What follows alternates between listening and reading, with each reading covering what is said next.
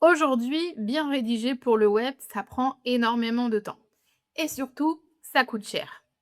Et pourtant, c'est indispensable si vous voulez être visible et générer du trafic. Que vous soyez freelance, créateur de contenu, coach, formateur ou que vous souhaitiez développer un business en ligne, vous avez besoin de publier régulièrement. Dans cette vidéo, je vous présente WiseWand, un outil qui promet de générer des articles SEO complets en quelques minutes. Je vais vous montrer concrètement comment il fonctionne et surtout s'il vaut vraiment le coup. Et si ça vous intéresse, je vous ai mis un lien en description avec un code promo. Grâce à ce code, vous aurez 10% de réduction. Pensez aussi à vous abonner et on rentre tout de suite dans le vif du sujet. On va regarder ici comment fonctionne WiseWand. Alors, vous voyez apparaître ici le tableau de bord WiseWand et pour bien commencer, il vous est suggéré de faire 4 actions. La première, c'est de créer un persona. En effet, pour, créer un article de blog, une page, produit et cetera, vous, avez un certain style en général d'écriture. Grâce à la création de personas sur WiseWand, vous pouvez reprendre votre style d'écriture pour, à partir de la création d'un persona, avoir des articles qui soient tous rédigés de la même façon. Donc on verra tout à l'heure, comment on procède pour créer ce persona.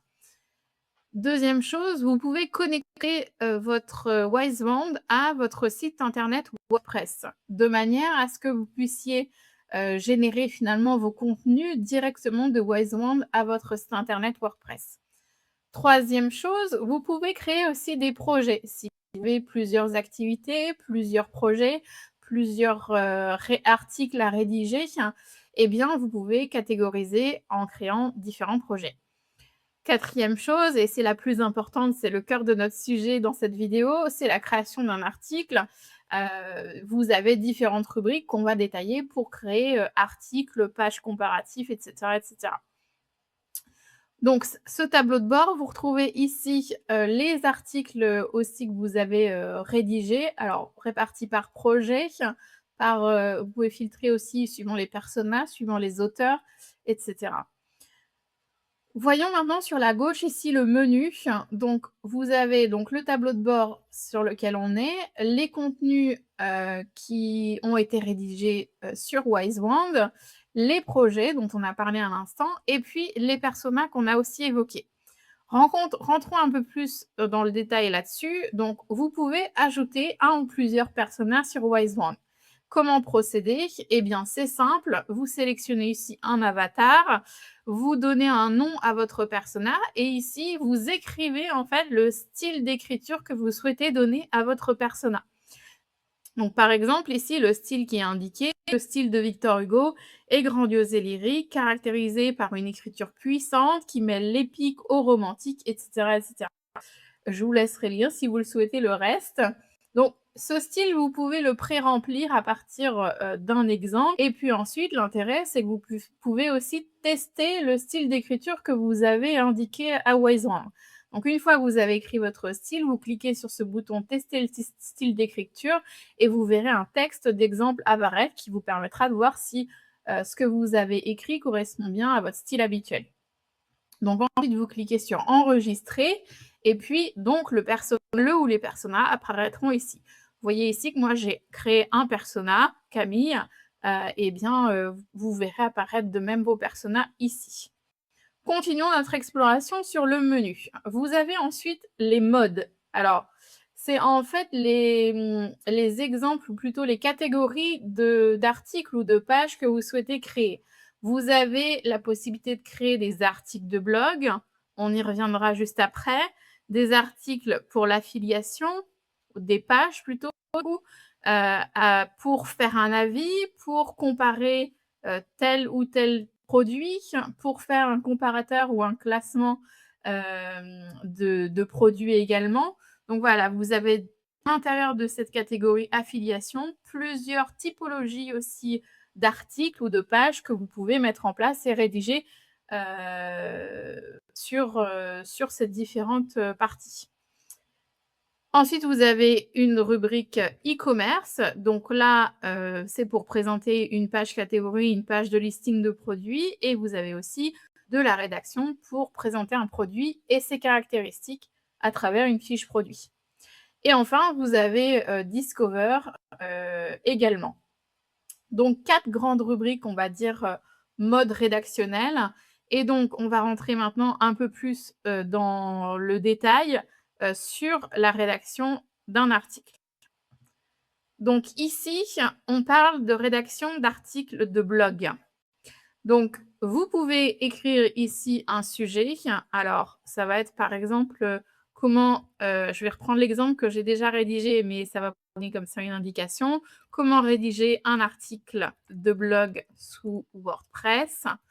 Voilà, donc ici, vous pouvez sélectionner la langue, vous pouvez sélectionner le projet aussi dans lequel cet, article doit rentrer, le persona, soit le laisser en mode automatique, soit sélectionner un des personas que vous avez créés.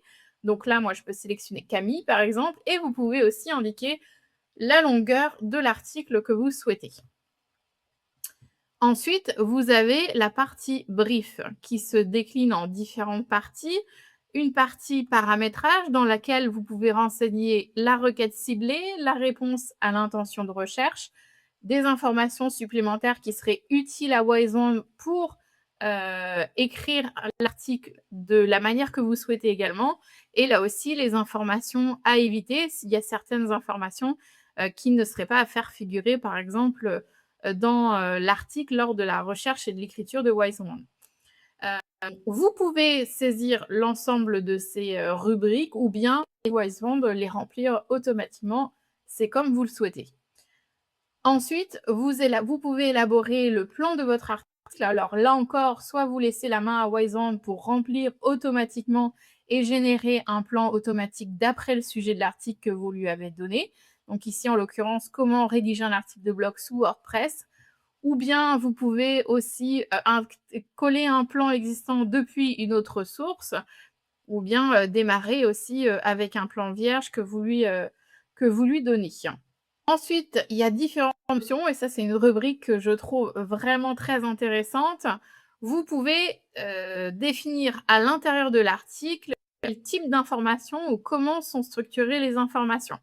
Je m'explique, vous avez par exemple là la structure du contenu, vous pouvez insérer un encart en bref en début d'article, un sommaire, des tableaux d'information, liste à puces, citation, mots en gras, FAQ, et ça, pour ça, si vous souhaitez les indiquer, bah, vous cochez les cases et sinon vous les décochez. Sur certaines fonctionnalités, vous pourrez aussi configurer plus précisément la fonctionnalité. Donc là, par exemple, la FAQ, il y en aura d'autres par la suite.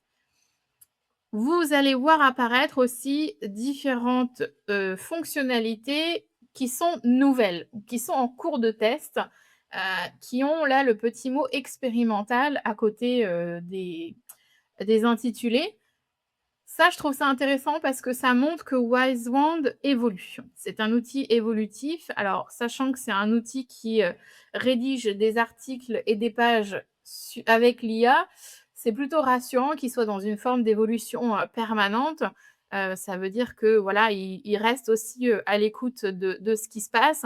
Et puis, j'imagine qu'il y a aussi une partie évolution par rapport aux avis utilisateurs et demandes utilisateurs.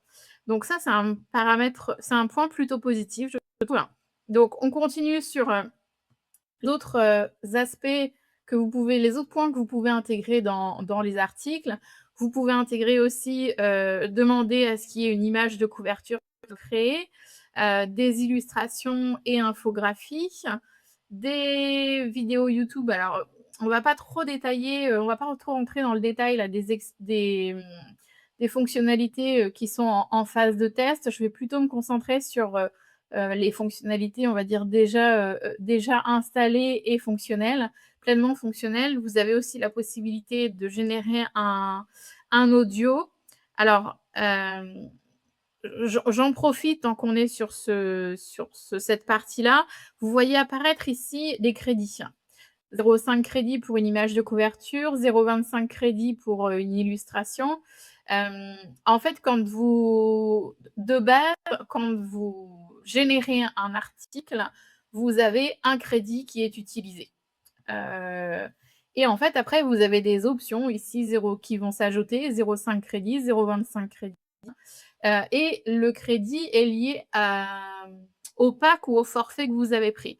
Je ne vais pas détailler davantage puisqu'on va avoir une partie là sur l'aspect, tarif et forfait, mais on va dire, voilà, chaque article généré, vous, prend un crédit sur votre compte de crédit, et suivant les options que vous souhaitez mettre dans votre article, eh bien, vous avez, des parts de crédit supplémentaires qui sont, aussi utilisées. Là, en l'occurrence, images de couverture et illustrations et infographie.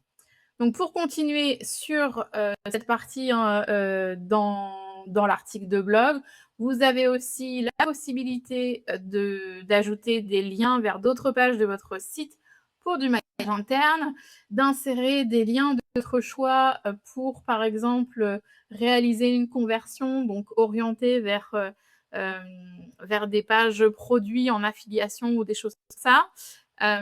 Vous pouvez aussi ajouter des sources externes, des sources de référence. Voilà, vous avez différentes options. Comme vous sélectionnez maillage interne, là, il y a une info qui est mentionnée et qui est très utile, c'est qu'il faut avoir un site web rattaché au projet sélectionné. Je vous l'ai indiqué plus tôt, vous avez la possibilité, que, votre Wiseband soit connecté à votre site internet WordPress. Donc quand vous avez ici l'option maillage interne qui est, sélectionnée, eh bien, il faut qu'au préalable, vous ayez justement fait le rattachement entre votre site internet et Wisewand. Voilà pour les liens. Vous avez aussi la possibilité de publier sur Shopify, PrestaShop et WooCommerce. Et puis, vous avez également d'autres options sur la création d'un article qui est la génération, par exemple, d'un post de réseau social pour présenter votre article. Une fois que vous avez ça, vous passez à la rubrique suivante si vous le voulez ou pas. La rubrique suivante, c'est la publication justement sur votre site internet ou WordPress. Et ensuite, une fois que tout ça est fait, vous cliquez sur le bouton Générer. Une fois que votre article est généré, il va arriver dans la partie contenu et donc je vais vous montrer maintenant le rendu. Donc voilà, ça y est, Wiseband a fait son job, si je puis dire. Votre article est prêt. Donc, vous vous en souvenez, j'avais écrit comment rédiger un article de blog sous WordPress en sujet. Et bien, il a créé l'article et donc il a recréé un titre, bien rédigé un article WordPress, les étapes clés, et derrière, il a créé l'ensemble de l'article en automatique, sans que je détaille tout ce qui est requêtes, informations supplémentaires, etc. Je lui avais juste donné le sujet, comment rédiger un article de blog sous WordPress. Le résultat, un article de 2356 mots avec l'ensemble des informations et des options, si je puis dire, qu'on avait demandées. C'est un article qui a été rédigé en 1 ou 2 minutes, je dirais. Enfin, en tout cas, c'était paru très rapide. Et donc, vous avez un article complet avec, alors, vous le voyez en haut, pardon, ici, vous avez l'aperçu et vous avez la possibilité aussi d'éditer dans WordPress, donc d'accéder à votre article et de le modifier si besoin. Vous pouvez du coup revoir les H1, les H2, les H3, voir les éléments en gras, les éléments en italique, l'alignement, les liens, les listes à puces et aussi les listes numérotées.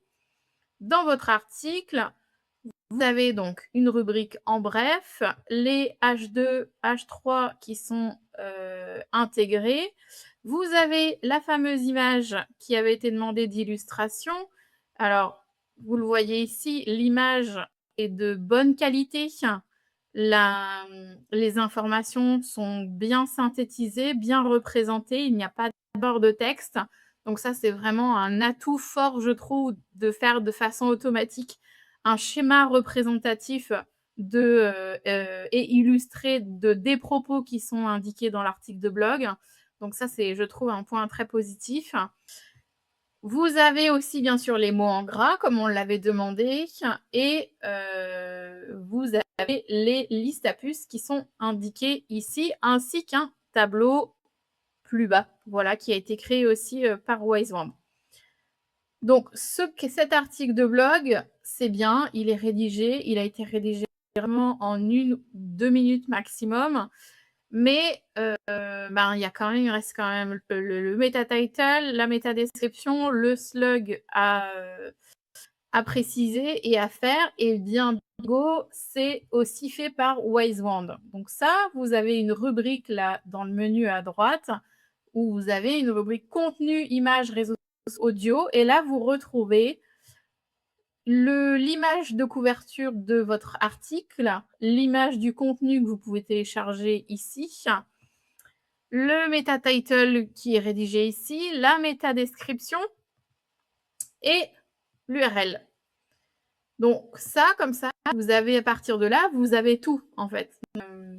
Donc voilà, ça vous fait vraiment un article complet qui est rédigé suivant les codes, on va dire SEO, qui vous fournit aussi les images qui vont bien pour votre article, le meta title, la méta description et l'URL et tout ça en 2 minutes. Donc c'est vraiment, je trouve un point très intéressant et il faut savoir que cet article, il a été rédigé suivant les intentions de recherche aussi. Donc, on est bien dans un article qui a pour visée d'être ensuite bien référencé sur Google notamment. Alors, il y a une autre rubrique de Wisevand que je souhaite évoquer avec vous, ça me paraît important. C'est une rubrique automatisation et en particulier sources externes. Alors, cette rubrique-là, en fait, elle vous permet de répertorier, si je puis dire, les blogs, les actualités, les rubriques actualités, les blogs, les flux RSS qui vous intéressent et à partir desquels vous souhaiteriez pouvoir régénérer du contenu. C'est-à-dire qu'une fois que vous avez fourni ces sources RSS, ces blogs, ces rubriques actualités, l'IA en fait va détecter automatiquement les sujets pertinents dans ces sources et générer du contenu basé dessus. Donc ça, là aussi, ça peut vous permettre d'avoir des articles ou des contenus qualitatifs à partir de sources qui vous paraissent déjà intéressantes. Une fois cette démo faite, on va parler maintenant des points positifs et points, on va dire, à améliorer ou plus faibles de Wisewand. Pour moi, les points positifs, c'est que de façon générale, c'est un gain de temps énorme. Les articles et les contenus au sens large produits sont qualitatifs, sont pertinents aussi par rapport aux intentions de recherche, donc ont le potentiel d'être référencés sur Google. Donc ça, c'est vraiment très intéressant. Ça se fait en quelques clics. Donc voilà, globalement, un gain de temps énorme pour du contenu SEO avec respect des intentions de recherche. Des articles aussi qui sont globalement fiables, alors avec quelques points perfectibles, mais on va en reparler après. La possibilité aussi d'intégrer directement à WordPress permet aussi d'avoir une vraie efficacité dans la production de contenu. Et tout ça pour un coût relativement faible, puisque on va parler tarifs après, mais globalement, pour un article, vous allez payer entre 2,50 € et 3 €. C'est aussi un outil qui est en constante évolution, donc ça, c'est très positif parce que, ben, ça reste un outil, IA, donc c'est vrai que, ça montre que, là encore, on est, dans du changement, constant avec, prise en compte des évolutions de l'IA, mais aussi, des demandes, je pense, utilisateurs. Donc ça, c'est très positif aussi. Alors quelques points quand même, points d'amélioration pour moi, c'est que ça reste un outil IA et donc il y a des erreurs possibles. Donc, pour moi, la phrase clé est: relisez vos contenus après qu'ils aient été produits, et rédigés. Parce que, moi je l'ai vu sur certains articles, il y a des phrases qui sont parfois, maladroites, donc il faut les reformuler.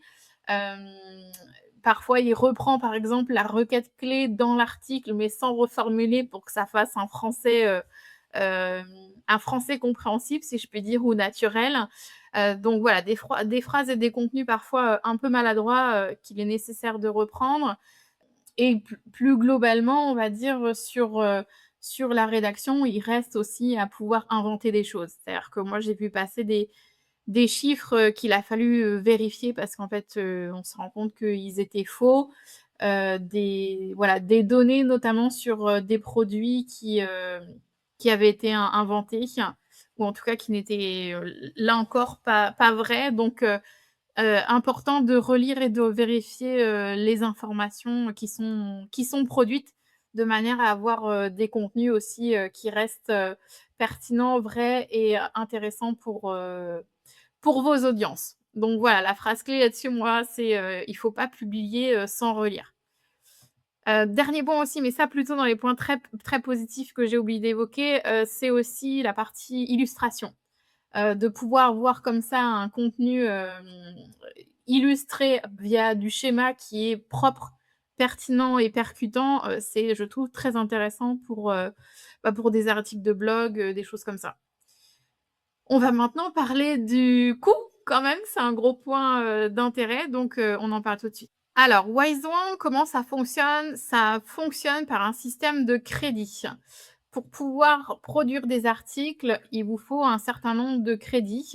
Donc, comme je vous l'évoquais un peu plus tôt, généralement, c'est une base d'un crédit pour la production d'un article et si vous prenez des options comme des illustrations, la création d'images, ça vous rajoute, on va dire, des parts de crédit, en plus, pour, la création de votre article final. Vous pouvez acheter vos crédits par, pack ou par abonnement mensuel ou annuel. Je trouve intéressant le fait d'acheter un pack au départ pour tester. Donc le premier pack, c'est un pack de 19 crédits, hem, à 47 € hors taxe. Donc un crédit, c'est 2,47 €. Donc c'est ce que je vous indiquais, hein, un article de blog, ça vous coûte à peu près, 2,50 €, 3 € quoi. Donc vous avez dans ce pack-là de début, toutes les fonctionnalités incluses et jusqu'à, 19 articles suivant justement les options que vous souhaitez prendre, ou pas. N'oubliez pas que vous avez le lien pour tester Wise1 dans ma description avec un code promo qui vous donne accès à 10 de réduction sur justement, l'achat sur Wise1. Donc n'hésitez pas à tester. Vous avez donc comme je vous le disais les abonnements mensuels, les abonnements annuels et donc les crédits, ils s'affichent où? Ils s'affichent tout en haut à gauche là ici, sur votre compte. Vous pouvez voir le nombre de crédits qui vous restent. Donc là, par exemple, moi, il me reste 3,8 crédits et ben, quand j'aurai besoin de recharger, je cliquerai là-dessus et j'arrive en fait ici, quoi. Donc ici, vous pouvez faire votre choix après, comme ça et une fois que c'est rechargé et ben, les 19 crédits, par exemple, apparaîtront ici. Ça vous permet comme ça de, suivre votre stock de crédits et le nombre d'articles et de contenus que ça vous permet de créer comme ça. Merci d'avoir regardé cette vidéo. Si ce type de contenu vous plaît, n'hésitez pas à vous abonner à ma chaîne et je vous dis à très bientôt.